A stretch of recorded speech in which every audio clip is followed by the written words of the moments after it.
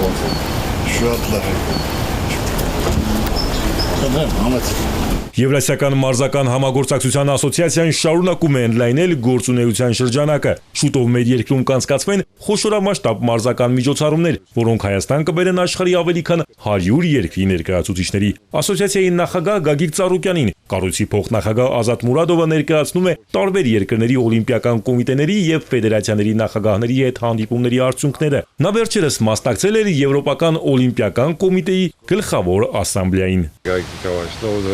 Форум, который мы в апреле провели. Նախ ցանկանում եմ նշել, որ մեր գործընկերները տպավորված էին ապրիլին Երևանում անցկացված ֆորումով եւ անհամբեր սպասում են հերթական այցին։ Ես բազմաթիվ հանդիպումներ եմ ունեցել, այդ թվում ձյուդոյի եւ տարբեր այլ օլիմպիական մարզաձևերի ֆեդերացիաների ներկայացուցիչների հետ։ Քննարկել ենք այստեղ մեծ մրցաշարեր անցկացնելու տարբերակներ։ Բոլորը հավանություն են տվել եւ հետաքրքրված են մասնակցությամբ։ Նախնական հաշվարկով Հայաստան կժամանեն եվրոպական ու ասիական 115 երկրի ներկայացուցիչներ։